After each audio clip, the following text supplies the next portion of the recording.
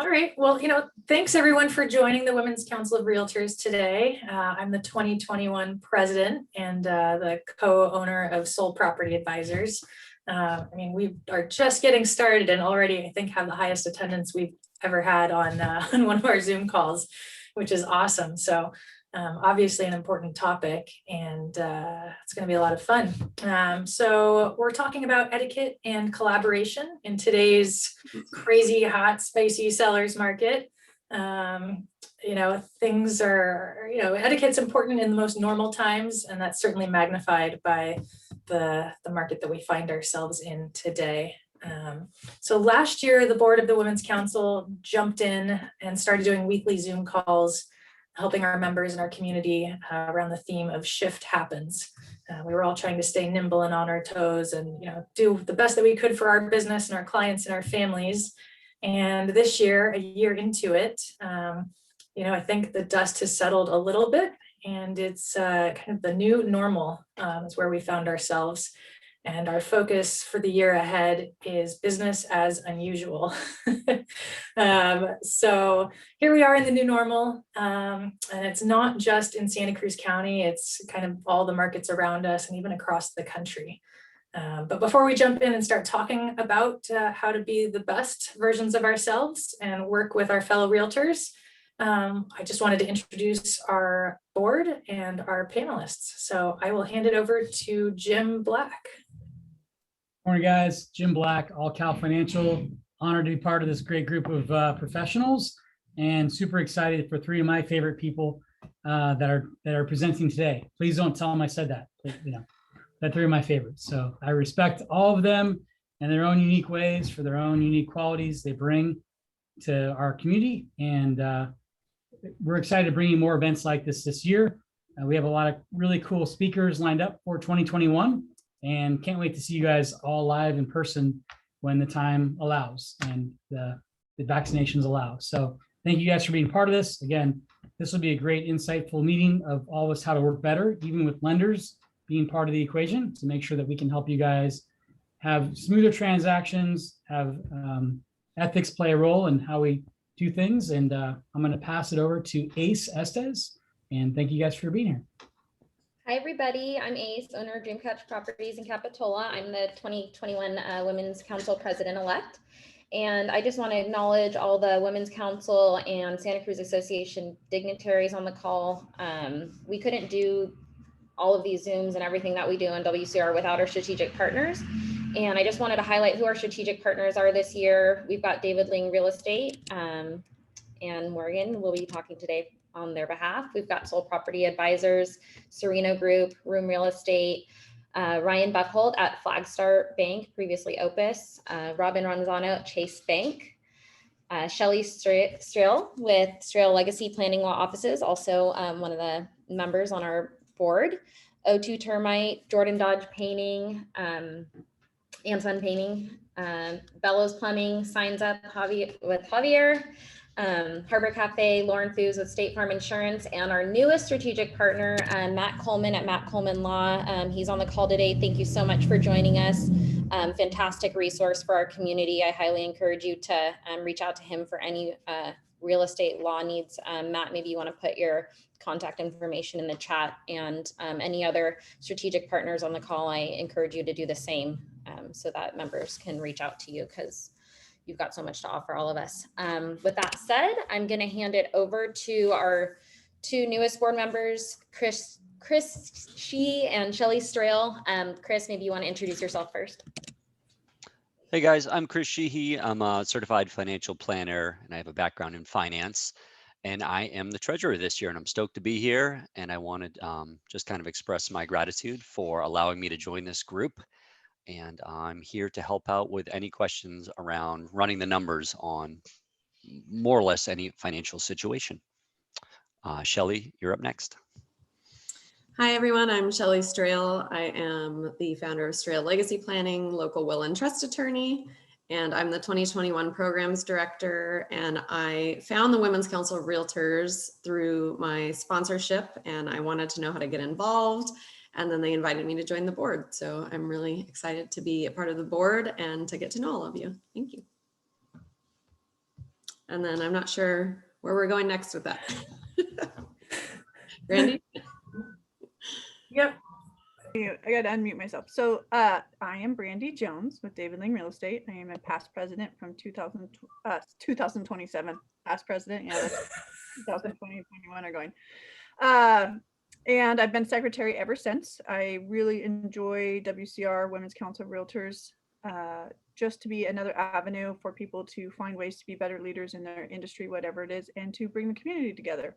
Having said that, really quickly, Liz, everyone, what we've done this time is we used Eventbrite to kind of keep track, trying to have a better way of streamlining this. Although this is our first time using Eventbrite, Ryan Buckholt did not use Eventbrite and he needs the login or the Zoom link. Did you send it to him? He is on his way. Okay. So we at Women's Council of Realtors since last year, clearly, and Liz said it, we really want to help you guys stay on the forefront of, and a lot of the brokers here will say, a pivoting daily, hourly market. And what we want to do today is bring out who we feel are some of the best leaders in our community that can help you with that. So first I want to introduce Morgan Ling with David Ling Real Estate. She previously worked in commercial real estate in San Francisco, and prior to that, she graduated from UC Berkeley with a degree in business admin. Go Bears. She was the 2020 association president. I'm sure she might have some stories around that, who thought that that would happen and that kind of year, and guided our association through unparalleled times. Morgan really led the association to make sure realtors were essential. So if you ever get a chance to thank her, that would be one way to do so. She fought for us to continue working when the pandemic started. And she will be talking today along with another very famous local broker, Robert Bailey. He's the owner broker of Bailey Properties, and he is highly regarded in the realtor community, and realtor with the R. He has moved his way through his entire career from past president of the association all the way up to the CIR, almost all the way up to National Association of Realtors. And right now he is forcefully leading the front of this new environment by really supporting his agents and the agents around him. So he's going to have a lot to say that I think is very interesting. Marvin Christie is the owner and president of Anderson Christie Real Estate, another local brokerage. Marvin has been involved in real estate since 1996. What were you, 5? Just kidding. And he graduated from Cal Poly, San Luis Obispo in 2000 with a bachelor's degree in mechanical engineering, and is super passionate about real estate. And if you've ever worked with him, you will know that they are very passionate about the local area and super fun to work with. Ryan Buckholt is coming in because we wanted to see what he's seeing on a lender's side of, etiquette. Right now, Ryan has made some changes in his life. He is formerly the branch manager and senior loan officer of Opus Advisors, but now he's with Flagstar Bank.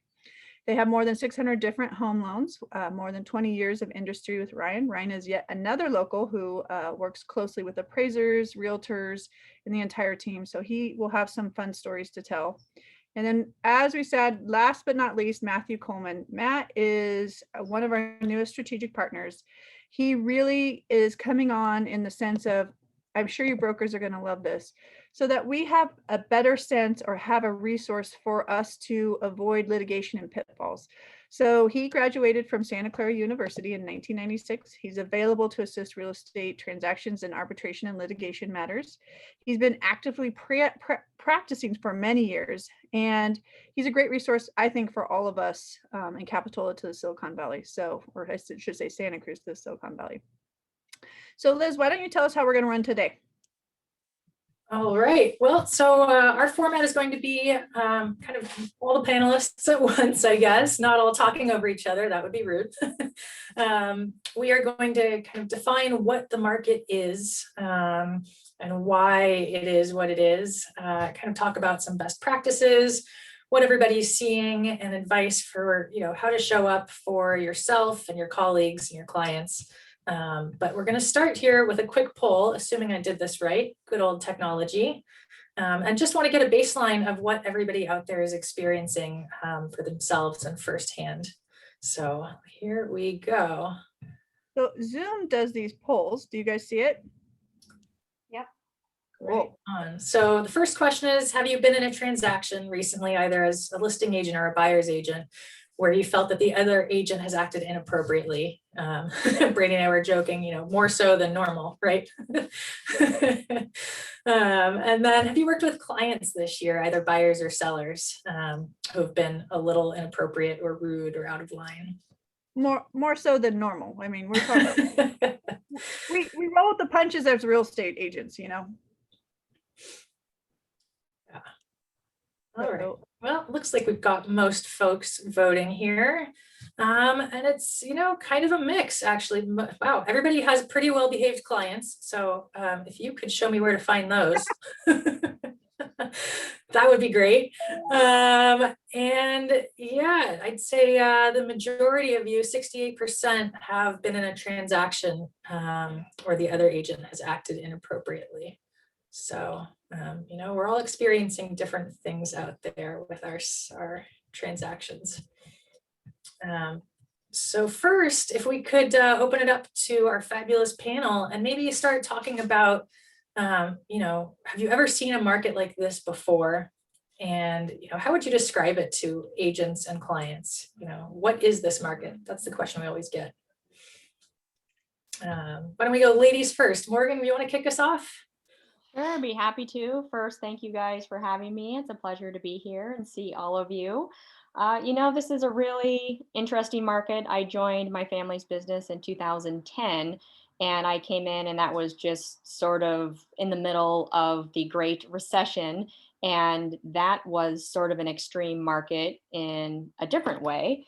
And then, it was sort of this uphill climb, and the market was getting stronger and stronger. And now we're at this point that I personally haven't seen, and it's a very stressful market. And I think it goes to this feeling of scarcity, which is creating tension. And I think for the most part, everyone out there is doing their best to work with each other, have that flexibility, but with that sense of scarcity and tension, it is causing certain behaviors to come out. And, it may not be that we would call those behaviors unethical, but it's very aggressive. And I think we're seeing new things now in terms of behavior and preemptive offers and trying to book Calendly times and members only no-show. So all these new things have come about, and it's sort of almost like this panic feel because our buyers are frustrated and we're trying to keep them level-headed, and things are going so quickly with the non-contingent offers, and a property comes on and a buyer has to make a decision in 5 days if they're going to buy this house without any contingencies. So that is creating a really unique, stressful market, and I'll leave it at that and let our other panelists weigh in. Great, thanks, Morgan. Let's see. Robert. See what Robert has to say, because he's trouble. No. Thank you very much for the opportunity to be here today. And these sessions are so critically important. I know that Brandy, she mentioned earlier that I just came off teaching a class this morning internally, which is why I'm a little bit raspy here, but I don't think there's a workshop I've done. I don't think there's a group of people like this that I've had the opportunity to meet with where I don't walk away having taken notes and having those, if not that big aha moment, kind of that thoughtful I hadn't looked at it that way or thought about it. So this is one of those situations where I'm pleased to be here as much to listen as I am, to speak. But, kind of to the question about the marketplace and what we're seeing today, only because Morgan did, I will. So I started in the family business a few decades ago, but a little bit different in that interest rates had hit 12%. Never had they seen double-digit interest rates, and they did 12%. People questioned why we were doing what we're doing. Why are you getting in the real estate business now? Quote, nobody's going to buy a home with these interest rates. And you think in terms of that, and you think in terms of all the evolutions that we've seen in this business. The coming out of the recession that Morgan was referencing. We had 9/11, we had Y2K, we had the closure of military bases in California. There's just an infinite number. I remember a time period way back in the 1980s, where interest rates hit 18%. So we were writing contracts where we were buying down interest rates to 15%, and they would graduate up to 18% in the hopes by the time they got to 18%, they would have dropped back down, to a reasonable rate and people could refi, and combining those with owner carrybacks. And so there was literally a term used back in the early 80s called that California comes due in 82. And it had to do with the fact that in like 78, 79, and 80, we were writing all these 3-year seller carrybacks. Well, for the lenders on the call, you'd be horrified to see or hear what we were doing. My point is this: it's always an evolution. Are we seeing today things we've never seen before? Absolutely. Have any of us seen this kind of liquidity in the marketplace? No. Just not just the number of cash offers, but the seamlessly bottomless pit of capital that's available out there. And it's having a huge impact on our market. Combining that with the work from home phenomena that just became work from home, so people could discover Santa Cruz County yet again. So I think that it's just a constant evolution. I think Morgan makes an incredible point that I'm not sure that people are intending to be bad actors out there, but trying to understand the marketplace, trying to understand one's role in the marketplace is extremely difficult. And we are literally in now, and I'll save more thoughts for a bit. We're literally now in a go gold or go home market.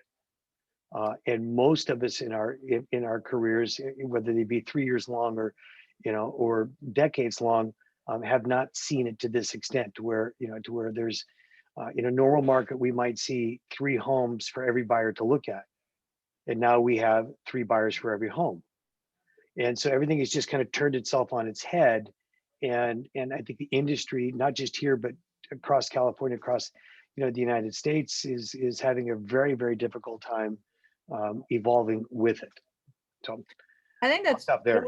Morgan and Robert, and Liz is a broker as well. I think you guys hit that on the head. So our meeting's done. No, I'm just kidding. So I would say let's jump over to Ryan real quick, another person who's been in the business for a really long time, and then we'll head over to Marvin and then over to Matt. Ryan, what are you seeing?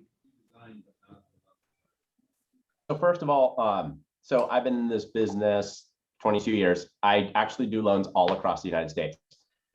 First of all, for the most part, I think Santa Cruz has the best agents. The community we have, the working together, the trying to get the job done. I said for the most part, so most of them out there. San Jose is tough. The agents that come over to our area that bring over the exactly have to be by the contract. You said the appraisal was going to be done on this date, and we need it now. We're going to give you a 24-hour notice, or 48-hour notice to perform and kick you out. We're all trying to do a job here, and we all need to be flexible with how much volume is happening and so much things that are happening. I'd say buyer expectations and seller expectations, just setting the stage up front. Hey, we're doing the most business ever. We have 30 offers per home. It's just, we just have to be somewhat fluid. Yes, we're going to do our best to stay in line with the contract, but be willing and being flexible to everybody doing the job that they can get done. I think that's my biggest thing right now, is just being there to help out, work out, being escrow officers, being understanding of what they're going through. I get emails at 9 o'clock at night, 10 o'clock at night. I'm working, but I'm a commissioned person. I'm not an hourly person. They are, and they're just working blood, sweat, and tears to make our jobs and our lives better. So just taking a minute and thanking them, and be respectful of their time. Fridays at 6 o'clock, oh, we need to have this happen. Pretty sure somebody's not going to die. I understand there are certain stressful situations, but I think just taking everybody's own situation or their situations into account in working through this marketplace right now. Marvin, what do you think? I get to unmute myself. Sorry about that. I'm agreeing with everyone else. We're in a supply constrained frenzy, and people are acting differently. We're seeing a lot of anxiety, I think. My feeling is people really need to kind of go back to the basics and work on having their own systems in place, having patience, and being good with their own time management, because everything is harder. Setting up appointments is harder. Being one of 15 offers on a listing is hard. Trying to get the attention of the listing agent, trying to understand where the market's heading. All of that, I think, is it's a fascinating time to be part of this. And I missed. If I was supposed to introduce myself, sorry. We started Anderson Christie, Dave Anderson and I started in 2010. So right when Morgan's talking about the kind of the ramp up, it had been a pretty steady climb coming out of the recession. The recession hit me pretty hard prior to that, so I didn't have a long way to fall. But it's been a great ride, and this is definitely unprecedented times. When Robert talks about 12 to 18% interest, it's just what a different chapter that was, and we're going to learn a lot from this chapter as well. I like how Ryan said Santa Cruz has some of the best agents. I can't agree more. It's so refreshing working with this core group when we have a listing and we know who the players are. When some of the out of town agents come in or newer people, whatever, and try to force things down people's throat, of course, it can work that way. There's a contract, and as long as we're upholding the contract, you can work but like a robot. But in Santa Cruz, I've been really pleased with the flexibility and the personal touch that I think Santa Cruz agents have been able to maintain, even though we're in a crazy time. I always call this market bananas.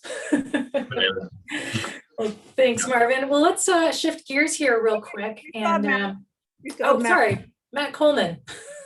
Yep. Hi, everyone. How are you? Thank you very much for having me. I really appreciate the opportunity to get to know you folks and get some information from you all about what you're hearing on the street. I've been doing real estate law for 25 years now, which is staggering to me. And like what Robert was saying, I mean, we do seem to have these, out of left field, surprising events. There was the dot bomb, as Robert said, 9/11, you got the Great Recession.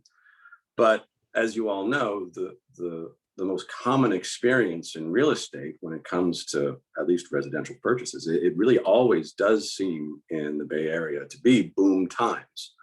And, it's just a question of, what degree is it? And so obviously, this past, several months, maybe the dial's turned up to 11, but usually it's around 9 or 10. So in some sense, these are unprecedented times, but in other senses, it is kind of, par for the course. From where I sit, it's funny. Sometimes I'm a canary in a coal mine where I'll see something coming down the pike. For instance, before the Great Recession, I was starting to see all these no-doc loans coming in, and the landscaper who had a stated income of $150,000 to get a loan. And I said, well, wait a second, how are these loans getting made? And that indicated there was going to be a problem with those. And then you had the Great Recession. Other times, as a litigator, I'm sort of a lagging indicator where whatever issues I'll see or may be going on in terms of aggressive tactics by real estate agents really won't filter back to me until there's litigation. And that tends to follow what's been going on. But, nevertheless, I have some thoughts that I'll be happy to share later on, about pitfalls to avoid, why you don't want to have me reading your emails in an arbitration or after a subpoena or anything like that.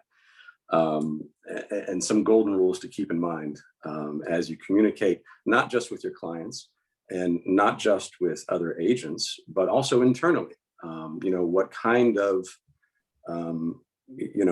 internal policies are being set? What kind of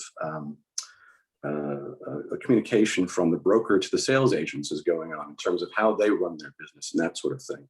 So I think those three factors are all good to keep in mind. And I'd be happy to go into further detail later on. I think that is awesome. And Liz, take it away to our next step. Yeah, I think, one of the things that would be nice to chat about is what kind of faux pas are we seeing out there? What kind of bad behavior are people exhibiting, poor etiquette that's being caused by kind of the feverish pace, low inventory and competition out there. And I would also say, let's stick to the same order. We'll start with Morgan. What are you seeing and what's your recommendation on how to handle it? Like, let's not just call out the bad behavior. Let's just, what was the advice around it, if you saw it?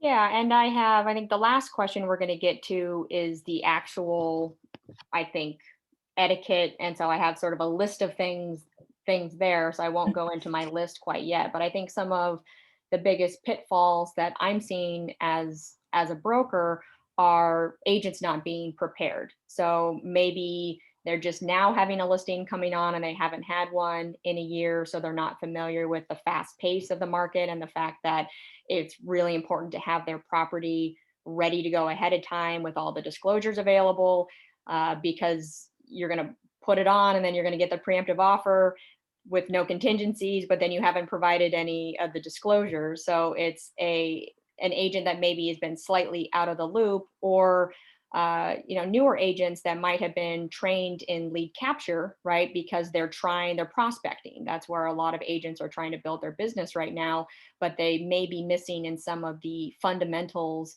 of, real estate 101. And so what I'm seeing is a lot of poorly written addenda, wrong forms being used, and there could be agents that are accidentally, removing all contingencies because they put in a request for repair, but they also included the full contingency removal and they didn't make the contingency removal subject to the request for repair.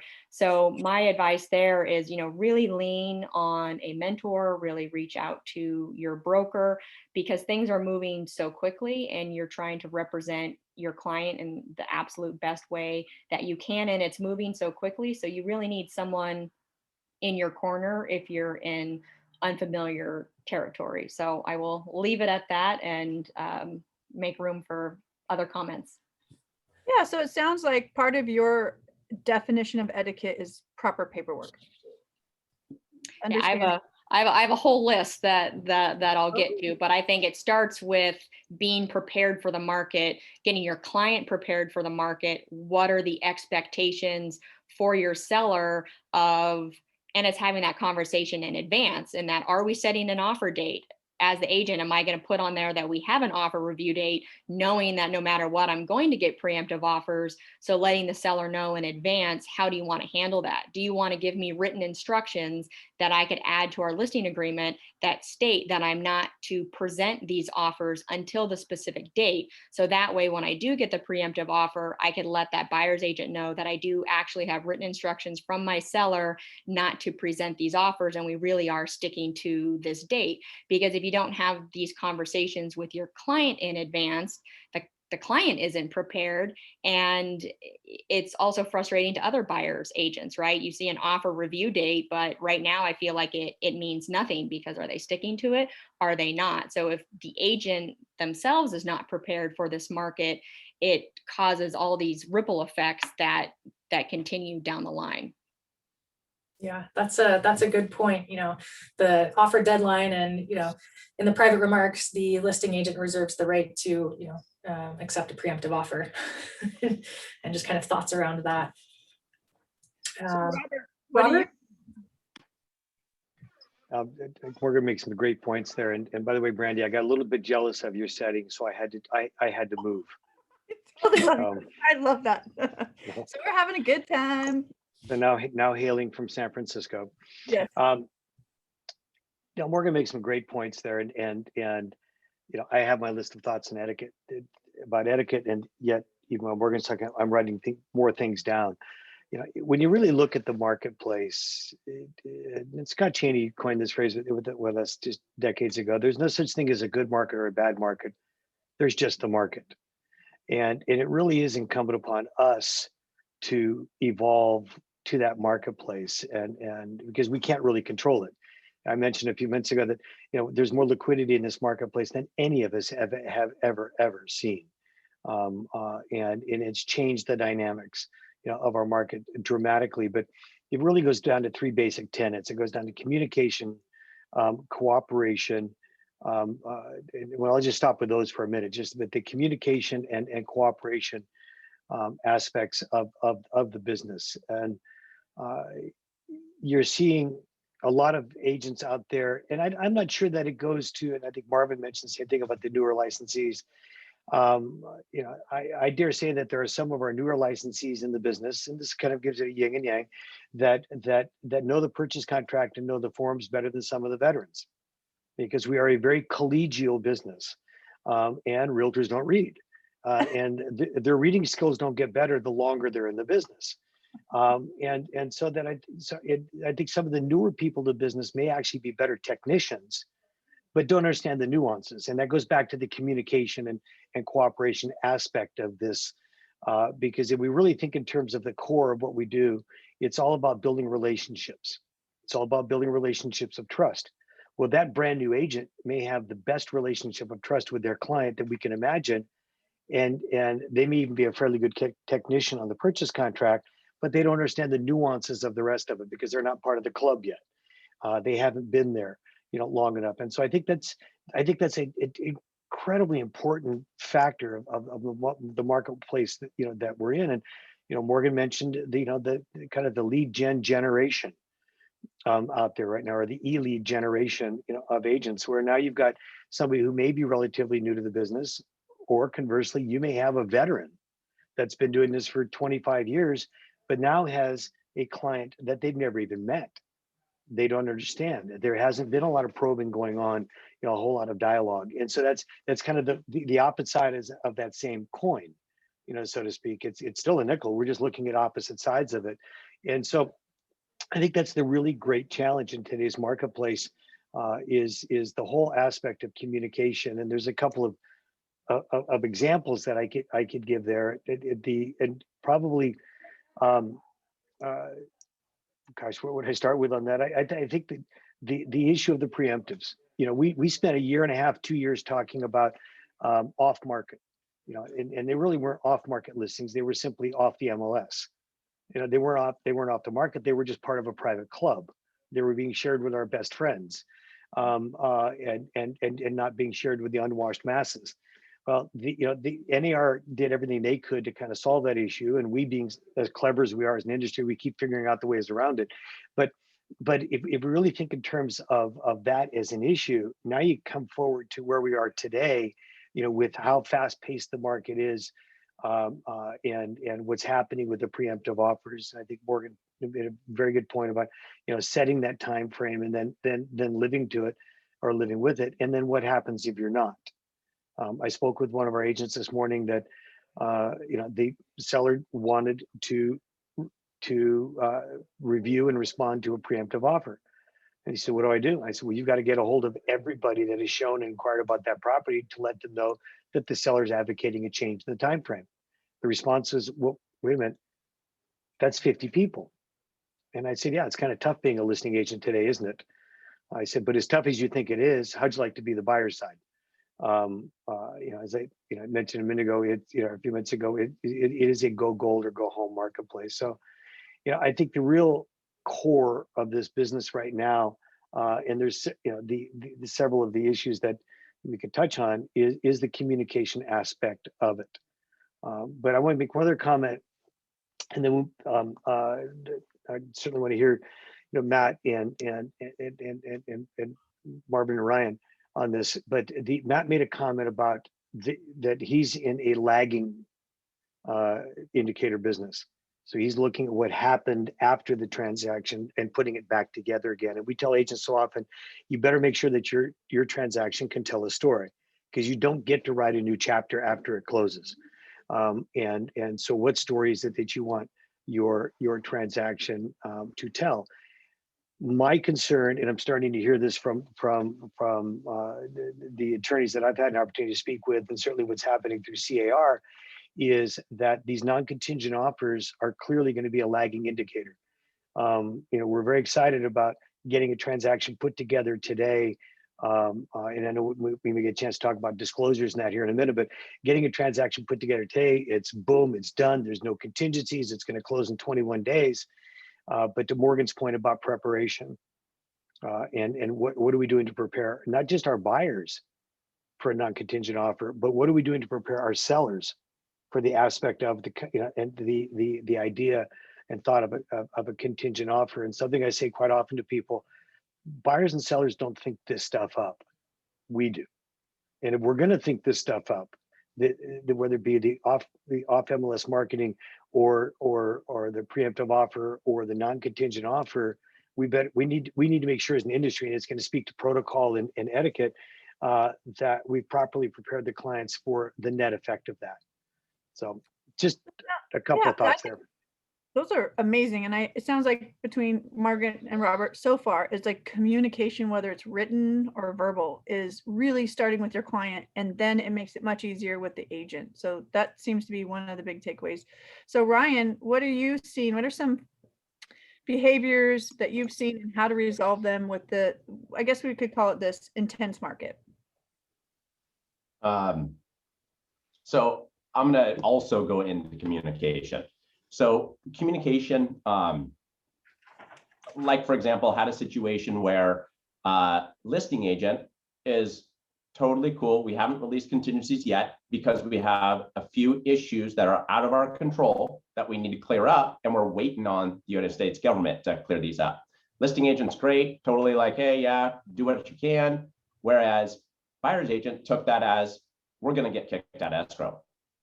And stressed and relayed the information to the buyer, where now the buyer's completely worried. But having clear communication with the listing agent, he was like, no, I want to do whatever I can to get this thing done. I understand that we're having problems, and we know we can work through these, but what of our plan of action and how we're going to do it?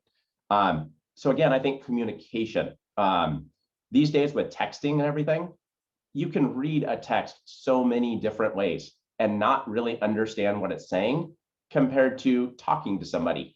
When you're talking to somebody, you can get the feel for the conversation. You can understand the emotions behind it. You can understand what somebody's trying to get across. And in text, you can't do that. I'm going to share a funny story with you. We have our whole group chat in our office, and somebody was going on vacation, and it was a female. And one of the other people in my office texted her and said, "Go big girl." And she was like, "Did you just call me big girl?" And it was a missing of a comma. It was "Go big girl." Oh, now I'm sure Matt has seen that in litigation of like, that's not what I meant. The whole house wasn't remodeled. Yeah, go big girl. Well, so that's like a 5-year-old story, but we all tell it amongst the office still, just as something as little as that. And these days with texting, like my kids tell me that it's uncool to have a punctuation now, that I'm not supposed to put a period behind my sentence on a text. And learning all these new things, I didn't know that was a thing. And just being aware, I think, clear communication, picking up the phone, calling somebody, working through the transaction. A lot of times I'll pick up the phone, call a listing agent, let them know what's going on with the transaction, because I'd rather have them hear it from me than play the game of telephone and hear it some other different way. A lot of times the buyer's agent will call me and say, okay, what are the conditions? And I'll say, okay, please don't speak these to the borrower, because usually they're going to hear them differently from you than they hear them from me. So please just let me do it.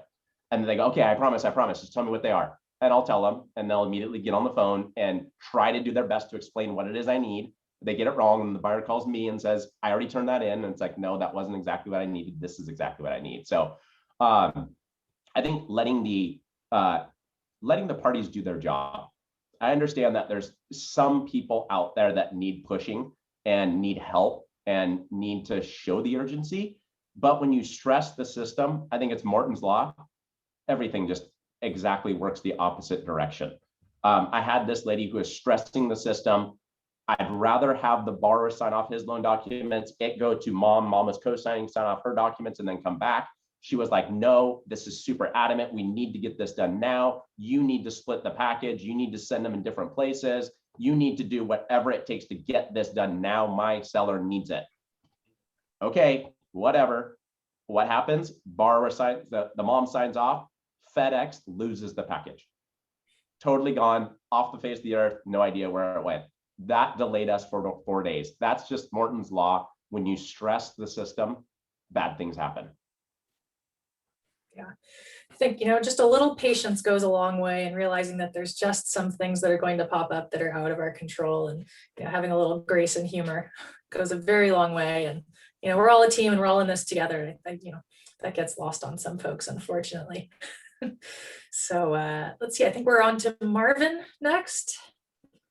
Sure. So I think I love this panel. Everything that's been said, I couldn't agree with more.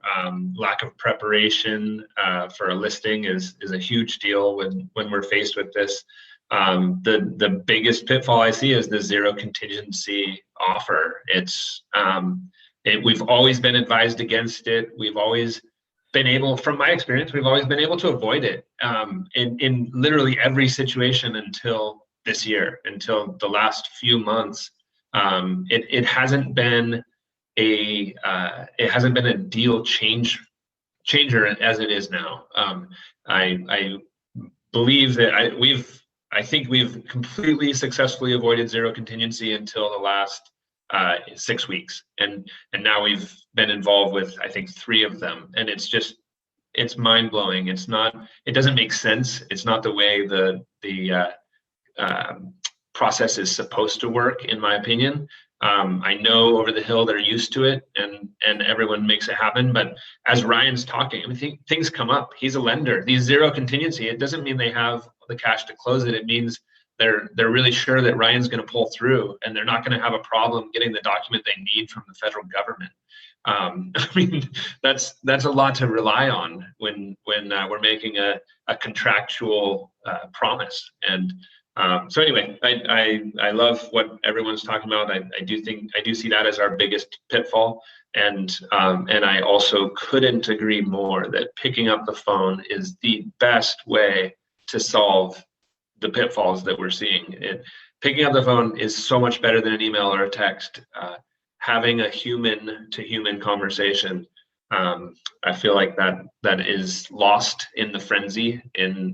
We're all working as quickly as we can, doing as much as we can, and sadly, a lot of my phone calls are while I'm driving across town, so I don't have my notepad in front of me. I can't be focused 100%, but to me, it's still so much better than losing things in the context in writing. Maybe that's giving us marriage counseling right now. So oh, you don't want to take that from me. And communication is the #1 pillar of a good marriage, right? So I see Matt shaking his head saying yes. I guess that's nodding his head saying yes. Like, the zero contingency world that we're living in right now is, where do we sit as agents, and where do we sit helping, being the fiduciary duty for our clients? What do we do next? So Matt, as the attorney that's going to be seeing this and has seen the zero contingencies before, first of all, what is it that you're seeing that's kind of egregious in your mind, and what's the way to go through it? And, at some point in the zero contingencies, I see your eyes light up like, oh, what do I do? So help us with that. Sure. All of the points that have been made before, I echo them, and I appreciate them. Marvin, you're especially right on the contingency issue. When you've got a hot market, and I'll get to that in just a second, that you've got really aggressive folks who are representing buyers who want to get the deal done. And maybe some promises are made from the agent to their client where assurances are made that really can go sideways. So I'll touch on that in just a second, but I did want to get back to something that I think Robert was touching on as well, just in terms of clarity of communication amongst agents and how we're all collaborating. I mean, Santa Cruz is a small town, and you're gonna be doing another deal with someone on the other side, right? It's gonna happen. And so, you know, just for the sake of your own self-preservation, and you need to build trust, you need to have clarity, you need, you know, this is not a one-off deal. You are part of a community of professionals who are working together and serving their clients, and the clients will come and go, but the professionals, you know, the good ones, are going to remain, and they're going to endure, and you're going to be doing business with these folks. And so, you know, that's, you know, a nice thing to keep in mind, especially when you're dealing with the stress of what's going on in particularly hot markets. Now, I've only been here in Santa Cruz for a couple of years. I opened my office about 2 years ago here. And so it's interesting to me to hear what I saw regularly in Silicon Valley in terms of really aggressive offers that had to be made. We had just multiple buyers going into a property.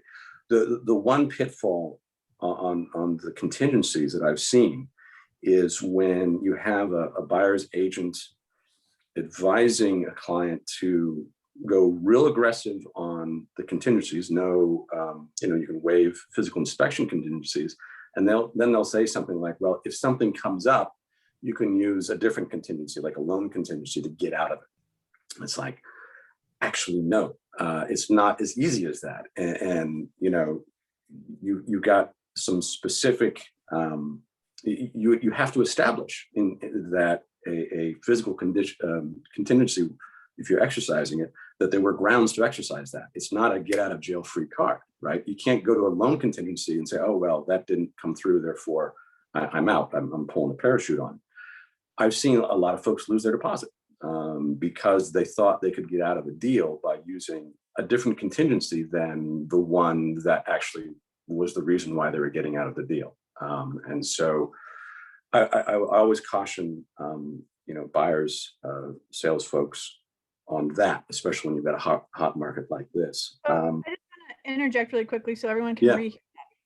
What you're saying to everyone right now as a realtor, you need to understand what your contingencies are and what that ramification is, and that there's no such thing as, hey, you're going to have a non-contingent offer for physical, but we're going to write it into whatever shows up, like the loan, because that is not a guarantee. That's a really good point, because I think a lot of over the hill agents or other agents do that, and we're running into it. And so that's interesting that that's out there. But I also think maybe newer agents, like Robert was saying, there's kind of that etiquette or that nuance that they're not quite sure about because they're new, so they understand the contract.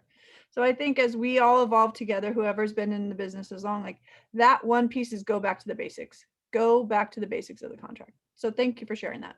Can I ask a question, actually, Matthew? Sure. Matt, regarding the catch-all, sorry about that. Regarding the catch-all loan contingency bucket, the appraisal itself, with that, there's the appraisal contingency. Normally you have the inspections and you have loan. A lot of the agents, I think, have a hard understanding as to the separation between the appraisal contingency and the loan, and that the loan contingency encapsulates any of those variables. And I'd love to have you define that, because that's an important differentiator for everyone to understand, is that while the loan approval has an element. Yeah, so actually you've got really, there are two places where an appraisal pops up in the real estate purchase contract. One is to have an appraisal itself as a contingency, right? Then when you have a loan contingency buried in the contract also is another box you could check as to whether the loan appraisal is a contingency of that loan, right? And so, you know, you might be thinking that, you know, you've waived the appraisal contingency, but you can get that back, or you know, if the loan fails because the lender appraisal didn't come through, you have to make sure that you've checked the right box to make that a contingency of the loan contingency. And so you really need to drill down on the language of the contract and look at those boxes and see how they pertain. So yeah, there is a difference, Jim, and thanks for bringing it up, between just a general overall appraisal for the property. Like I go down to Bob's appraisal shop and, oh, well, okay, it comes in for, 800 grand when it should be 900 grand, therefore I can get out, versus when you're getting a loan and the lender comes back and says, we can't give you a loan because our appraisal came for less than, what this loan to value justifies, or something like that. So just another example of just make sure you've got clarity on what contingencies you have and how they interplay with one another. Is really, I hope that's an answer to your question. Yeah, absolutely. And that's why we always have a plan and a backup plan, right? Before an offer is submitted, if you're a good lender, plan and a backup plan, best case, worst case, and then we're all prepared together. And communication, like we all talked about, is the key. So thank you for answering that. Appreciate it. I also wanted to get on another pitfall that I've seen on the seller side. And it's easy to do this. And I've talked to other folks about sort of the difference whenever a legal issue comes up, and the difference between referring to a legal issue and giving a legal opinion. And a good example is like this. So let's say, you're representing a seller who had a dispute with a neighbor over a property line, right? And so there was an encroachment issue. And so let's say the seller and the neighbor entered a settlement agreement where they made, they said, okay, we agree that this is where the line is supposed to be and everything's fine. Well, there's a difference between a seller's agent disclosing that settlement agreement and saying that the issue has been settled, right? It's the difference between saying, oh yeah, there's an encroachment issue and the parties entered a settlement agreement and that issue is resolved. That's a legal opinion, versus there was an encroachment issue and the parties entered a settlement agreement. Here it is. That's a disclosure of material fact, so that the buyer can refer to their own attorneys to make a determination as to how enforceable is this settlement agreement, as opposed to the seller's agent giving an opinion that this settlement agreement solves the problem. So it's kind of a fine distinction, but it's one that I think is useful to bear in mind. Always just, the agents, the realtors, it's just the facts, man, right? Just this happened, here it is, as opposed to giving a characterization of what a particular legal document, whether it's an easement, whether it's a settlement agreement or anything along those lines, might mean. And then finally, I've got my own favorite story that, following up on I think what Ryan was talking about in terms of innocent breaches of etiquette that, can get someone in trouble. Real estate realtors don't have to be involved themselves in litigation for their communications to be brought into a lawsuit, right? And so oftentimes, and I just sent a subpoena out to get a realtor's file a couple of weeks ago, you'll get really casual text communications. And again, when you're texting, you think you're just talking to folks, and it's a different way of speaking as opposed to formally writing something out. And so, I just remember one time you had a realtor who was celebrating a closing and made some statement to the effect of, okay, now we can all go out and get drunk. And that's great. And I share the celebratory feeling behind it, but it just sort of leads to questions later on. It's like, well, all right, how many times during the week do you go off and get drunk? And, you don't know? Is that because the alcohol has influenced your capacity of recollection? It becomes germane when credibility of recollection of oral communications is at issue. That was an outlier case, but it's just an example of, again, before you hit send, ask yourself, how is this going to sound in an arbitration hearing? How is this going to sound in a deposition? How is this going to sound in court? And I hate to be a killjoy on that, but it's always just good to keep in mind before you hit the send button. So that's my take on that. Wow, that was, yeah, great. I think, Matthew, you made the comment about, you know, the importance of working together and how if we're in this business for any period of time, our, you know, our paths are going to cross again. And that, you know, I think that's one of the big takeaways that I got. My hand as a lefty, I'm covered in ink from writing all these notes down. You know, that at the end of the day, you know, we want other agents to be excited when they get a call or an email from us. You know, I love it when I am representing a buyer, for example, and I can say, oh my gosh, I know that listing agent, she's the best, you know, I know we'll get it done. She communicates well, she's good for her word. You know, when Brandy calls, I know it's always going to be a great experience, for example. Or at least make you laugh. So now we're going to step into the next phase of this. And I think we should go over the notes that they have and what they want to share with us on best practices. Liz, is that where you want to take it? Yeah, absolutely. I think, you know, we tossed in some best practices there, but if there was anything that that we missed or, you know, key points now that you've kind of heard others' takes on things, we'd love to kind of go from there. Take it away, Morgan. All right.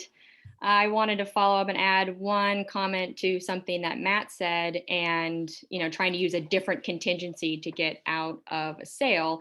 One thing that I've seen agents ask me about is, well, my client is putting in an offer with no contingencies, but then if they go get new inspections and they find that new material information, well, then we have 5 days to rescind the contract, right?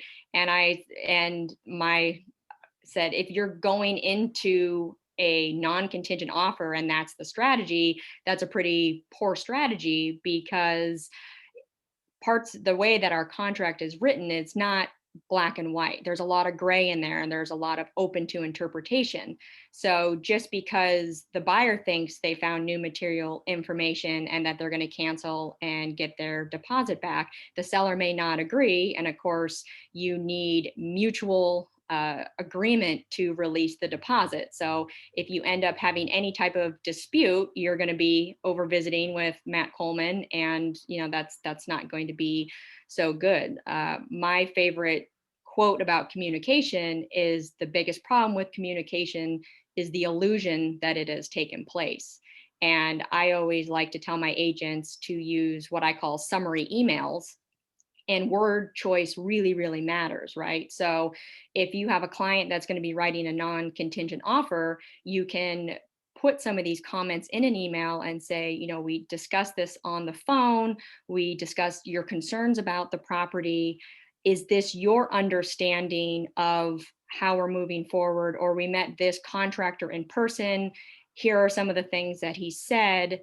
I just want to make sure we're all on the same page. If this is not your understanding of how this conversation went, please let me know so I can help clarify this for you or get you more information. So, and also if you're taking somebody else's information, just like Matt just said, make sure you're not taking ownership of that statement. You don't want to say, this matter has been settled.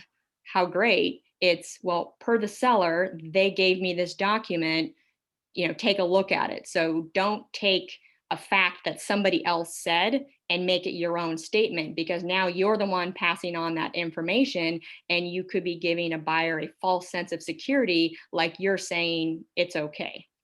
So a couple notes there. Onto my little list here on etiquette. Most of this applies to today's market. And I think one of the big things I'm seeing is just being respectful for other people's time, right? So we have all these showing appointments, Calendly, you've got 30-minute increments. A lot of times these buyers may be somebody you've never met before. It's important to, I think, coach the buyer in advance about the expectations of these property showings. So you have this 30-minute window, you shouldn't be late. And if you are late, you know, you're cutting into somebody else's time. So I've heard of somebody showing the property and then somebody else's clients show up early and they start walking around the property, the door's open, so they're wandering in, and that's not really fair, right? Because now they're cutting into somebody else's showing time, but the client may not understand this. So talk to the client in advance, say, look, it's important that we're on time, because if we're late, that's challenging. But also if you're early, you might want to wait in the car or wait for me to arrive. You shouldn't just be walking around the property.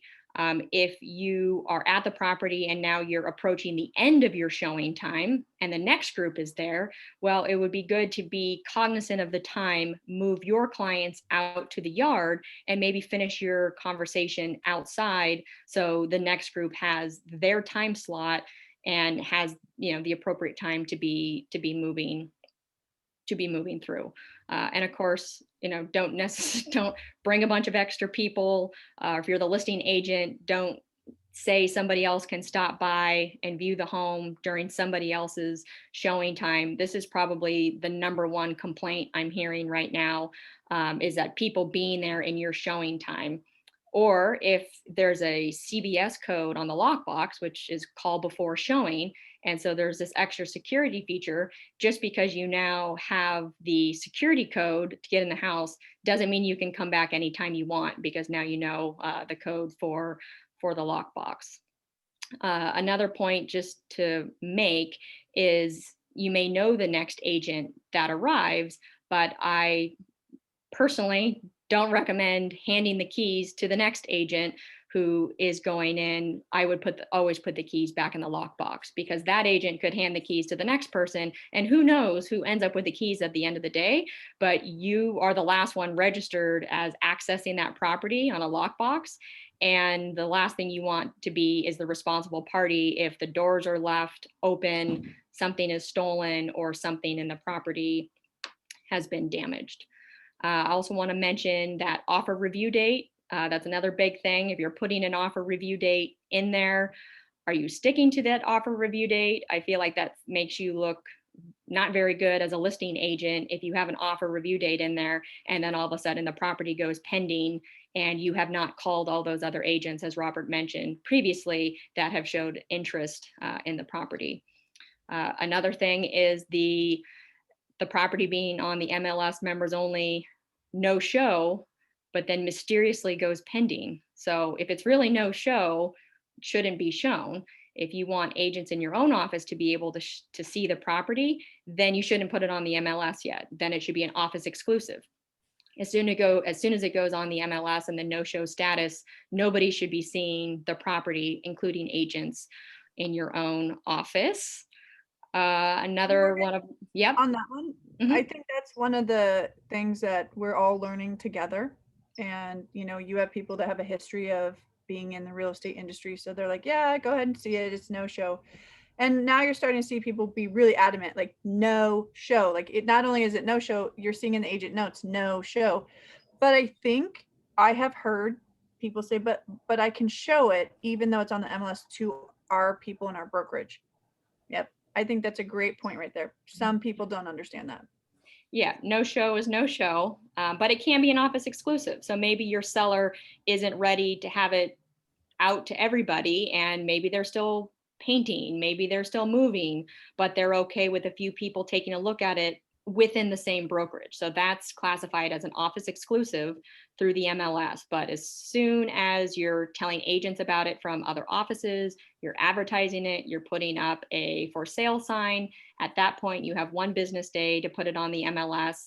It could be in the members only, but if it's a members only no show, then yeah, nobody should be seeing it. Morgan, what about the social media element? Let's say I'd like to learn about that. Is it the same definition? Like if I do a video promoting this property, is it a 1 day to put on the MLS? I've heard mixed things on this, but my thought is if you're showing a property, and I see this a lot, someone will say, I'm staging my new listing, I'm so excited, but they don't give an address, but send me a message for details. Is that a violation? I don't know, maybe it's their own clients and maybe they're able to tell their own clients about it. So maybe it's fine. But technically the way that the rules are stated is that you have 1 business day from advertising the listing to put it on the MLS. So I personally think it counts as advertising a listing, but if you're not giving the address, I think some people are thinking it doesn't count. So I don't know, maybe some other people can chime in on that, but I don't think you're supposed to advertise it at all.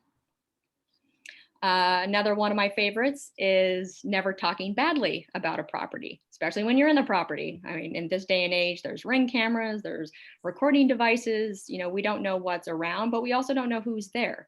What if somebody is there in another room, and if your client is the one speaking negatively about the property, don't join in on the banter, right? You can find a diplomatic way to sort of change the topic or refocus the conversation to not be putting down somebody's property. I see agents put photos on social media making fun of a specific feature of a house.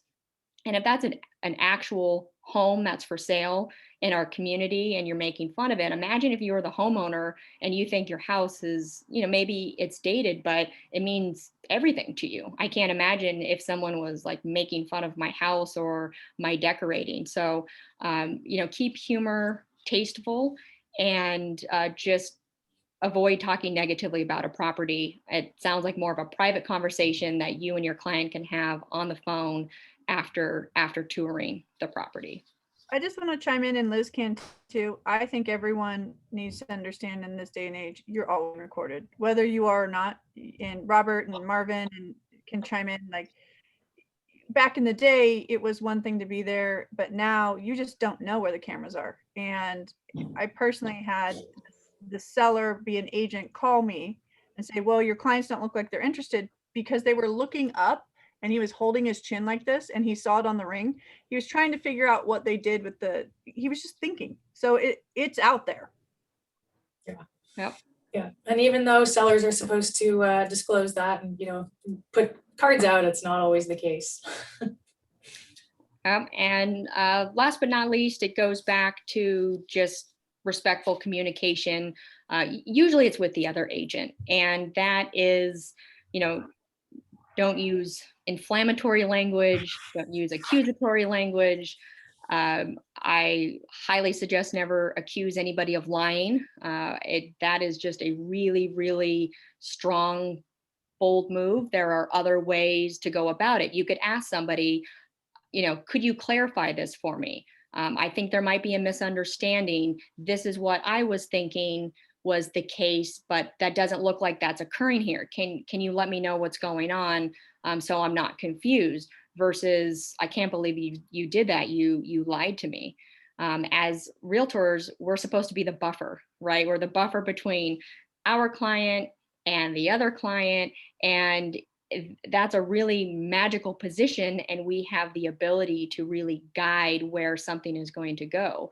Oftentimes I see another agent to their client putting down the other agent because it gives me a face-saving place to go. If I messed up or I did something wrong, it's easy for me to blame it on the other agent who's not there, because then I'm looking good to my own clients. I highly suggest people avoid that pitfall, because if your client, let's say the seller, thinks the buyer's agent is not doing a good job, then it creates this tension that oftentimes is not necessary. And if the seller is not liking the buyer's agent, well, the buyer's agent is then going on the defensive and they're saying negative things about the listing agent to their client. And now you've got a person out there in the world that thinks of you as a professional of not doing a good job, and they're only hearing it from somebody else. And so be the buffer. Don't jump on the bandwagon of just because you hear one side of the story. There's always two sides of the story. And so take everything with a grain of salt and work on being that buffer. And that's where that communication comes back to having a smooth transaction. All right, that's it. That's it. Wow. That was a I don't know lot. if there's any more than that. You know, we can continue to go in order. Robert, is there anything you'd like to add as far as you know, advice? A few things. I'll trim it because Morgan covered some just excellent ground there. But you know, first reflecting back on to Matt's comment, just the facts, ma'am. It's one that we talk about often, and even as you could tether that to a contract, you could tether that to a disclosure. You can certainly tether it to what Morgan's just talking about, agent to agent relations. Most people that come to this business don't come with a business background. And so how we react to things, how agents react to things is going to be different based upon their history, their background, how they were treated as an employee, whatever it may be. And so this issue of an agent dumping another agent's bucket, making sure that you deflect, I think is a true problem in our industry. And I oftentimes counsel agents that when an issue comes up, you've got two options. You can either look in the mirror or look out the window. Well, most of us would rather look out the window because somebody else must be to blame. And when you get into this agent to agent comments to our clients or anybody else in the industry, it does invariably circle back, whether it be with just simply negative energy or something that's going to impact the transaction, or from a vendor back to an agent said, boy, did you hear that so-and-so said this or that? But if you look at it from just putting your transactions together, there's nothing that can be gained from it at all. But I think at the far end of this, and so much of this weaves into our own code of ethics, but at the far end of this is the fact that in using Morgan's example, eventually they forget the agents' names, but they do remember they were realtors. And so we splash each other with that paint. And sometimes we wonder why we have the image we have as an industry, and then we will offer an opinion on one of our peers or competitors. And so it's something obviously we always have to be conscious of. A couple of other things I wanted to mention. Before you jump off, Robert, before you move on, I think Yes. you have a great way of summing up things for people in a way. Let's say I'm the client and I'm complaining about the house, the agent, whatever. What are some key sentences that you could give people right now to deflect? I think you have those one-liners that I think are really cool. Like, what would you say? Well, the most of our agents, and certainly my family, would tell you that if I do have one-liners, I have this uncanny knack of linking them together into very long conversations. But I'll try not to do that here. But I think it's really taking it back to the property in most cases. Because if you think about it, I'll use the example of a divorce. If you're handling a divorce, people say, well, who do I represent, the husband or wife? How do I manage this? I say it's very simple. You represent the house. You represent the asset. And really, it's a process of stripping away the emotion and choosing, I think Matt touched on this too, the non-inflammatory words, the non-descriptive words. If you pull those away, because what we can't ever forget, even in a fast-paced market we're in right now, is this is a very visceral process. This is a very emotional process. And one of the things we need to make sure we're doing is helping people manage those emotions. One of the things that I've tried to learn over the years is to count to 3 before I say anything. So if I'm going to respond to a comment from Brandy or from Matt or from Jim or from Morgan or somebody else, I'm going to try to let them finish, but number 2, then count to 3 in my head. Now, I've also come to realize how fast I can count to 3. But if you do that, it will change your response. It's amazing how quickly the emotion kind of pulls back, and you'll almost feel the words like a flavor in your mouth. And all of a sudden you realize you just changed it to something that's a little more benign, a little less emotional. So I think some of it's the words we choose, but it's also how we choose to deliver them are so critical. And so many of us have talked about stress in today's marketplace, and we act like it's exclusively ours. But we forget that the buyers and sellers are part of this process too, as are our peers. The poor agent that had to call 50 people back to let them know that they've gotten a preemptive offer. That's 49 people that go home without a sale today. And so I have no sympathy for listing agents at all in that respect. I think it's their duty to effectively communicate. Also, I think to Matt and several other comments here, the texting. I will tell you that I'm not going to change my opinion that texting is the transference of information. It is not communication. Okay, because there is no texture to it. There's no depth. I guess I can get an emoji. Maybe I can toss in, my personal avatar, but there's no real form or texture to it as it relates to how it's going to be received by somebody, and you're not there to see the response. we all grew up learning about body language, the crossing of the legs, the crossing of the arms, the turning, the shaking of the head, the holding of the chin, whatever it may be. And then we fire off these epiphanies to people via our thumbs. And I'll move on from here. I apologize, Brandy, but one last of my ridiculous one-liners is, whether it be a higher being or evolution, these were given to us to climb trees and hold spoons. They were not given to us as communication devices. And yet we so often mistake them. We so often mistake them for that. I'm sorry, I'm just looking for, my earpiece is going to die here in a couple of minutes. I was looking for my replacement. But the couple of things I wanted to touch on, if I may, COVID protocol. It's not going out the window, but it's climbed up on the ledge. It's whether it be the PEDS, whether it be what Morgan's talking about, the use of the lock boxes, impeding on other people's showings, the masks, anything else. We have a responsibility.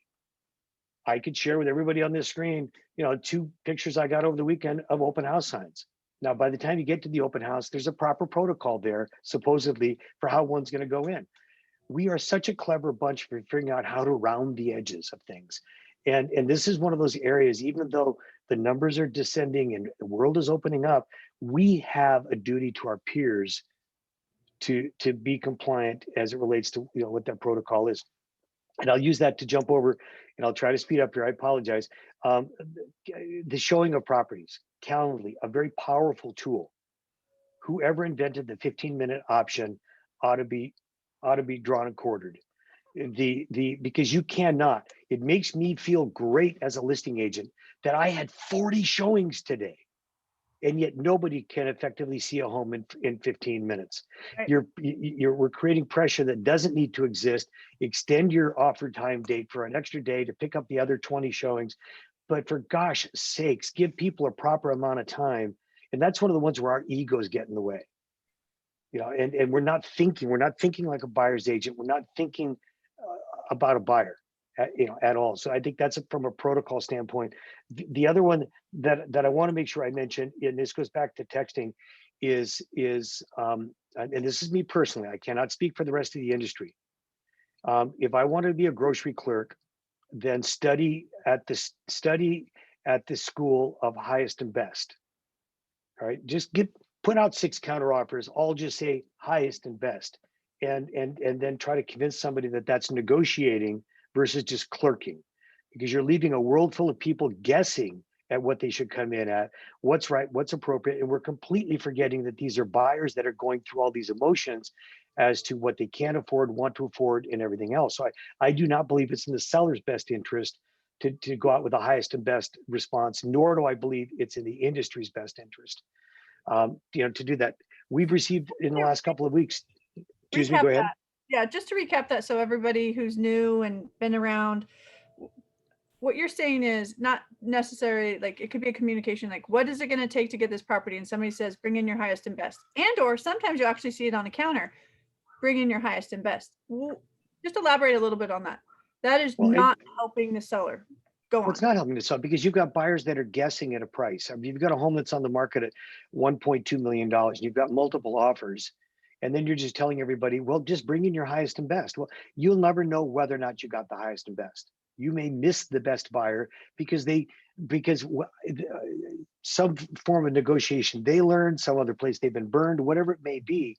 You also take out the aspect of the continuation of the multiple counter offer process, which is a whole nother discussion, because by having people that step out of the process and not keeping people in the game that are legitimate buyers, you are not maximizing the value of the property, nor the potential terms. And so I think that is truly an issue. The other one that I've seen recently is the text counteroffer.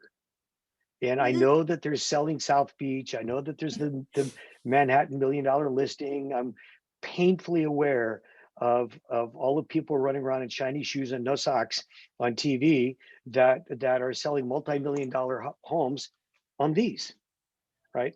But that's not the world we live in, and it's not It's not the idea of a fiduciary and representing somebody's best interest and needs. And so if I just think that there is a format, and I'm not going to be the curmudgeon for forms here, but there's a format and a process for what we do. And it is something that's so critically important that we follow in order to protect our own industry. The better that Brandy, that Morgan is, that Liz is, that everybody else in this call is at how we handle our business and the professional way we handle our business, the longer we're all going to be in the business and the less devaluation that's going to take place. So on a really grand scale, that whole etiquette process. One last very quick comment, because this speaks to Matt. Morgan spoke to preparing our clients, and there's this issue of the non-contingent offers.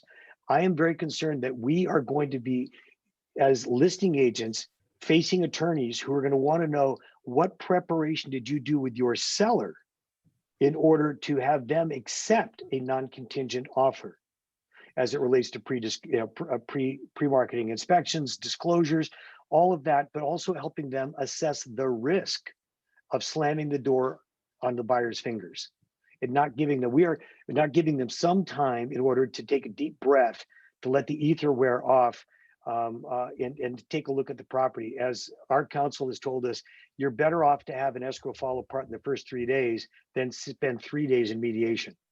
And I think that's a concern that I have for how we're preparing our sellers, because what we're now advocating is, and I haven't quite got to the point of a company policy yet, so don't hold me to this, but you're going to start seeing counter offers come back from Bailey Properties listing agents, building in a time frame for contingencies. So if you come in with a non-contingent offer, our expectation now is that we're going to counter back, at least in the first round, building in a 3 to 5 to 7 day period. And there are some other companies that are now doing this. Now, if you come back with your second counter offer and you've taken you made it non-contingent again, take out all the physical inspections, well, then we've now built one layer of liability protection for our client to say, no, wait. Our client offered you the opportunity to get additional inspections and investigations done. So I think those are just a couple of things that I agree with everybody about our agents in general in Santa Cruz County. They are the best of the best. I don't think we can anymore talk about the business practices coming in from over the hill, because they're here. They're part of our community now. They're not going away, until this inventory market changes. And we're doing the same thing going to other markets as agents. But I think that we have to take a real good look at our internal business practices, not pick up the shiny new toy and run with it, but kind of just stay with the tried and true as it relates to the process. I mean, if you effectively use every form that CR affords you, you're darn near bulletproof. But it's when we jump over those that we get in trouble, particularly in these non-contingent offers. So I'm sorry, I took up more time than was mine there. I apologize. But had Morgan not gone first, I would have had less to say, because she made me think of more. So it's all Morgan's fault. It's all Morgan's fault. That was awesome. I saw 2 big thumbs up from Marvin on the adding in contingencies, and I think I clapped my hands at that one. Yeah, I love it, and I'm thrilled to hear you say it, Robert. And I'd love to get Morgan's take on that as well. But we in our office meeting this week, we talked about it, and I'm also just shy of a brokerage policy, but it just doesn't seem like it makes any sense to force that, or even to nurture that component of it. I love having a 3-day. They're going to take a couple days to get their money in escrow anyway. Let's not speed the process up faster than it can go. Anyway, so thank you. Yeah, well, here's a question that came up as we were talking about the highest and best is, I've been talking to some folks about escalation clauses. We don't want to give away the farm, but, we also are willing to go up to this price. What are you guys seeing on that? Maybe Marvin, while you're unmuted, what's your advice on escalation clauses? Yeah, so that's another one that I just don't have a lot of experience with. Obviously, you're trusting process, and I'm sure you can ask for proof of what you needed with a redacted form or whatever it is. But it's something that I haven't been involved with, and clearly it would be a great tool in this market if it could be done done properly. But I'd love to hear everyone else's take on it, because it's something that I don't have experience with, but I would love to see if it is enacted in the way that it is intended. Yeah, maybe Matthew, if you have some insight on that one. I'm wondering if that's a canary in the coal mine issue. Yeah, that's not something that I've come across myself. And first of all, I apologize. Power surge knocked me off of this call for like 15 minutes. So I was able to finally find a signal on my cell phone in my car. So here I am. But while I was listening, before I got knocked off, I wanted to really applaud what Morgan was saying on two really important points that were made. And, the first was what I really liked, talking about positive communication, where, I was talking earlier about avoiding saying certain things, what I would call a negative communication, to not say something. I really liked what Morgan was saying on the positive side, which is to summarize and make a record of oral communication so there's clarity, because that positive summation will ultimately protect you if questions come up later on, and it gives the other side the opportunity to push back and clarify if indeed there is some kind of misunderstanding. So I always advise people just to look, make a record, so that there's no misunderstanding, and whenever there's misunderstanding or ambiguity, that's what ends up moving to litigation. And the second thing that she said that I really wanted to emphasize, with respect to the release of the deposits, it's absolutely true. You need both parties to sign off, or the escrow company's not going to release it. And so, if you think you've got, a parachute or an emergency eject button to get your client out, and then, oh, okay, thanks, give me my deposit, please. No, that's not an automatic process. And so I think that's, again, gets to the thinking through the transaction at the outset is an important first step to take. So sorry, I can't answer your specific question, because honestly, I haven't come across that myself personally. So I don't have any experience in escalation clauses or anything like that at this point, surprisingly. I guess that's a good thing then, right? Yeah. Folks aren't getting in trouble with that one yet anyways. Liz, this is Robert. I just forwarded to, and I apologize, I just grabbed two quick email addresses, but to Brandy and Morgan, a link to, and Morgan may have already seen this, but there's a PowerPoint presentation that CR has done on escalation clauses and a quick guide as it relates to some potential language and the pitfalls of them, because obviously we are starting to see more of them in the marketplace. But I think that maybe something that Brandy can get out to everybody on the call and through the Women's Council. But it's but I apologize. I just grabbed two quick email addresses there so I can make sure I got it out. And we're definitely seeing it. Yeah, we'll send it out. And we haven't, I know Ryan's patiently waiting to sort of jump into this, but I want to just say this goes back to etiquette. And I think Robert, Morgan, Marvin as brokers, Liz as a broker, I think potentially, and it's not just this market, sometimes agents think they're the client, or they're actually trying, they forget their specific role as an agent versus being the fiduciary. Does that make sense? So I think it's not all about me. Right. I really have a hard time with that. No, I'm just kidding. But it's interesting. We can say, like, talk to your broker when you, first of all, when you don't know, then talk to your broker.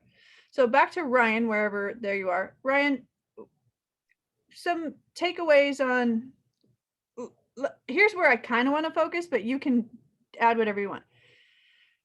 You get an accepted offer on your desk tomorrow, and it's closing in 15 days. Do you see, I mean, are people not calling you to be like, what's going on? I mean, what would be the etiquette of, like, how can we work as a team? Or what's your 2 cents on, like, what's the best way to communicate with your lender or your team? Okay, so I'm going to ignore that question for a second, just because I want to jump back. So I think it would be awesome if we had a meeting with Robert on it also, talking about non-contingent offers. Like I always have thought about that from my background, which I'm just in lending. How do you have 4 offers and or let's say 2 have no contingencies and 2 have contingencies? How do you coach your clients and sell around why we should go back with contingencies? I think we're all here in agreement that non-contingent sucks. And I think just the more information that we can get out to all agents out there would be hugely powerful. I think it's not really great for anybody to do non-contingent. It stresses me out whenever clients call, agents call me all the time. Hey, can we go non-contingent? Well, that's not my choice. That's this buyer making decision that they're willing to risk themselves and the monies that they have for their family in order to get into contract on maybe something that I exactly can't control. Anything and everything can come up. I had a client just recently where everything's perfect, W-2 borrower. Well, now under wages, they list his income under PPP. PPP is the loan program where basically the government gave free money. Lenders, that's like the kiss of death. Lenders do not want to see that. Well, what happened was his company had to list it like that as PPP income so that they could prove to the government they're using that as payroll. But that, when you first initial look, it's like, oh my God, what's this guy doing? It says salary 0. So I'm like, oh, did he lose his job? Is he, what's going on there? Where nobody knew that this was going to happen. So there's anything and everything can happen. We just had one where there's this thing called CAVERS, which is FHA. FHA does this background check and goes and researches in the deepest, darkest crevices. This client had a student loan from 1992 that was $35,000 that popped up on CAVERS. And he was like, oh my God, I completely forgot about that. And this came up, he was going no money down. He was a fire victim from Ben Lomond or Bonnie Doon, lost his house, and now has this $35,000 he has to come up with, which he can't. Wife was upset, she didn't know about this. He never shared this information. He completely forgot about it. Just stuff like that is out of our controls that can come up anywhere. And again, it stresses me out on non-contingent offers, and I think everybody it does. So it'd be awesome to have a meeting like this for all agents to get understanding of really what this is doing to our market and what negative ramifications it can have. Hey, Robert, is there a way to incorporate this into the CAR training? Is there some type of training we can do even at the association that would have a requirement for, annual CE? An annual CE as it relates to the writing of non-contingent offers? Or just more education around ethics around it?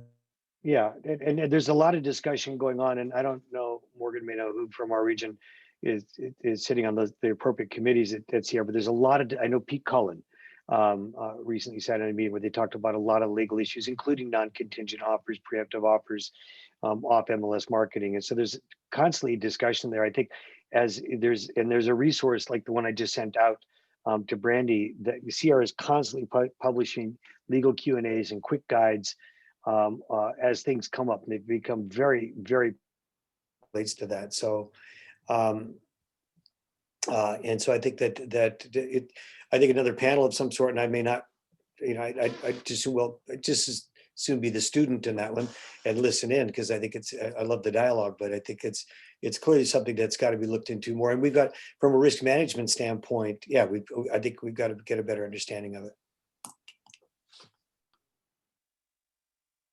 So back to your question, Brandy, I'll go back to that one, which was, what happens when all of a sudden there's a loan that shows up on my desk that says 15 days? So yes, totally happens all the time.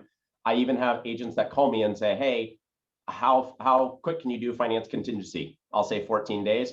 Okay, well, I'm going to go in at 10. And then when we need the extension, we'll just go ahead and ask for the extension at that point.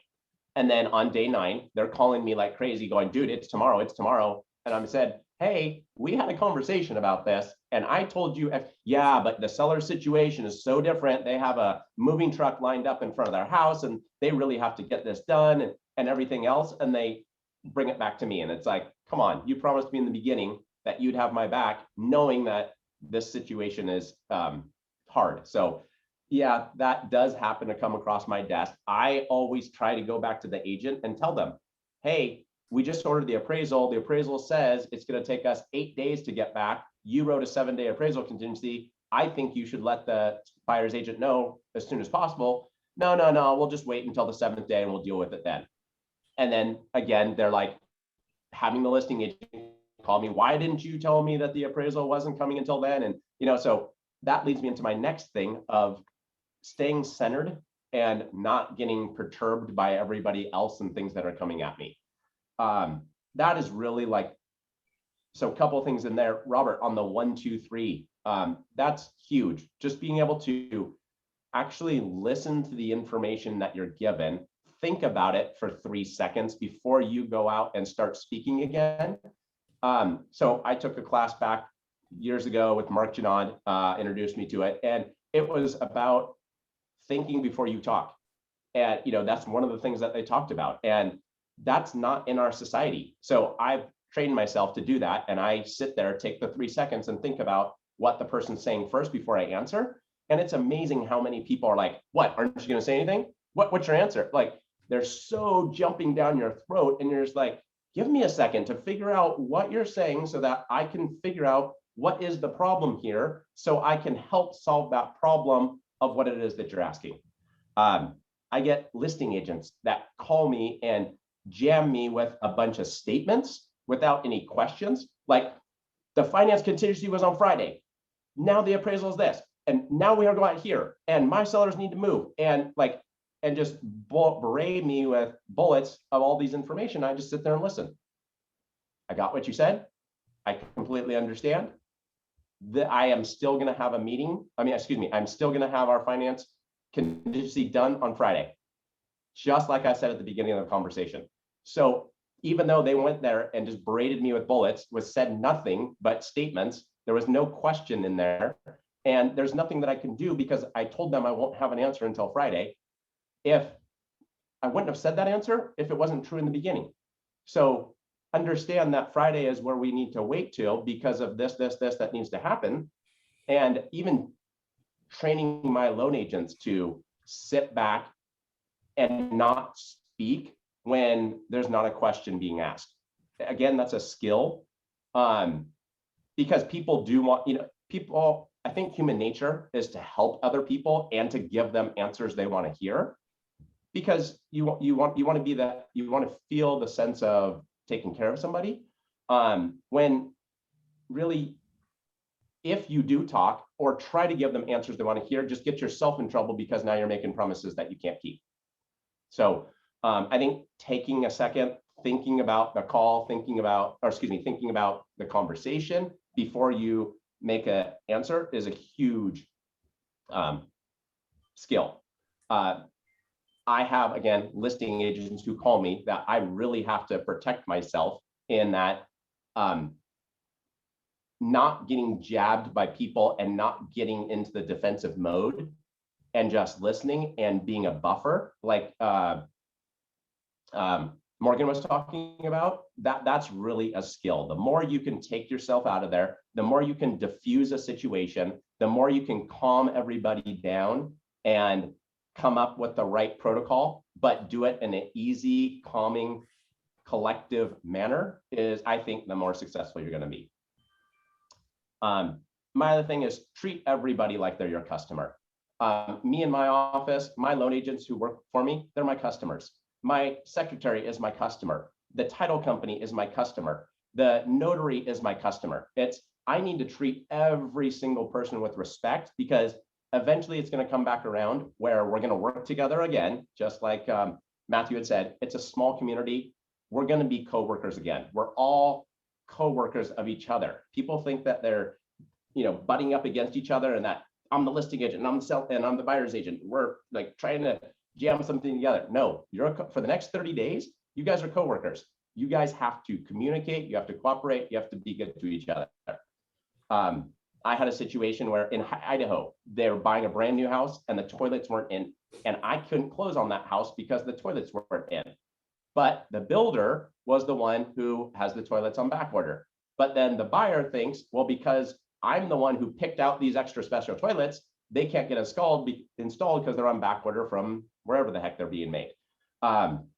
So they're sitting in front of the title company. The wife's crying, thinking that the builder's going to push them out of escrow at 5 o'clock that day because loan documents weren't in title because the toilets aren't installed in the house. The escrow officer stayed 2 hours later from 5 o'clock to 7 o'clock to diffuse the whole situation, to get everybody signed off, to do everything. This was in Idaho. I had no idea this happened. I, the next day, called the 3 escrow officers who handle this, and I sent them gift certificates all for $100 and said, hey, I know that you took time out of your family's time in order to get this done, and I just want to say I appreciate it. I'm probably never ever going to work with you again. I'm in California, you're in Idaho, but I just wanted to say thank you. You went above and beyond. The escrow officer started crying, and she was like, oh my God, nobody has ever done this before for me. Nobody has taken the time to do this for me, and I appreciate the fact that you had said you're probably never going to work with us again. So there's nothing that you're going to gain from this, but thank you for being humanistic about it and taking care of our concerns also. So I think that's kind of my mantra right now in this market is be respectful to everyone and put yourself in their shoes. Like, for example, understand that you have, like Robert said, 31 other families that now didn't get this house. When you said that, I was like, oh God, yeah, that sucks. But it's usually the other side of, hey, look it, we just got a $450,000 over and above offer. So that's my 2 cents for today.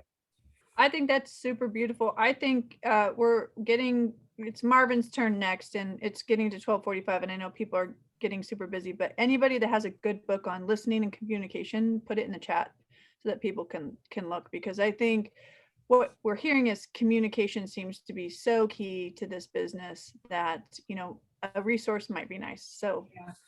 And that would be a great future topic for one of our events. Marvin, I know we kind of went out of turn for a minute there when I saw those 2 enthusiastic thumbs up on the contingency. No problem. Yeah, I was maybe a little overexcited about that, but it's very current and on the top of my mind. So I do have just a couple of things, but I'm following this panel, and these are big people to follow, and I love the content so far. So just what I'm gathering from it, and what I had on my list. Don't lose the human factor. I think that's the main thing that I'm taking away from this. We're still human, and there's a process here, and we need to work through it. Robert's line, represent the house and take it back to the property. All of that. You're not getting emotionally involved. We're facilitating this whole transaction, and that's really, if we keep that in mind, then why would we get emotional? We're trying to make this happen. So I love that. I love avoiding the negative talk and knowing that advising your clients that everyone's always being recorded. Be the buffer from Morgan. All these things. Count to 3 from Robert. And personally, a couple other things that were on my list were what I'm having to do is exercise more than I've ever had to exercise. So I can't make a lot of time for it, but I've managed to make 20 to 30 minutes every morning. And I swear I'm a better agent. I'm a better mediator. I'm better because of it. Having a little outlet for it's really hard to do, but I can't stress enough how valuable it has been for me to get out and just do something other than work and read and fester. So anyway, so that I don't want to make this go longer. I like all of this stuff so far, managing expectations and doing our job to keep the civility. So that's where I'm going to leave it. Yeah, that was, just all awesome insight and perspective and information. What we're trying to do is create leadership, right? We can't change our industry overnight. It's, keeping all of this in mind and sharing that with our colleagues and our team members in our office, and, leading by example with all this great information. I think, Matt, you were maybe one of the last ones we had, if you're still in your car. No, we're driving around listening to music now. Right. No, I'll just close with just a couple of quick points, really following up on what Ryan was saying. It was Aristotle who said the good action is itself the end. And I think there's a lot of truth in that. Just being a professional person, being a clear person, it's its own reward. And, ultimately, living your life peacefully is its own reward. And that is part of being a good person, a good member of the community, being a professional person and treating others with respect. And I think if you can just follow that path, you'll avoid a lot of the pitfalls and success will find you. So that's about all I have to say on that point. And I really appreciate everyone's time and all the points that were raised by everyone today. Just really good information. The insight on this call today is worth millions of dollars. So thank you all, from the lender perspective to the real estate to the legal. This has been awesome. This is the best Zoom call I've been on this year. So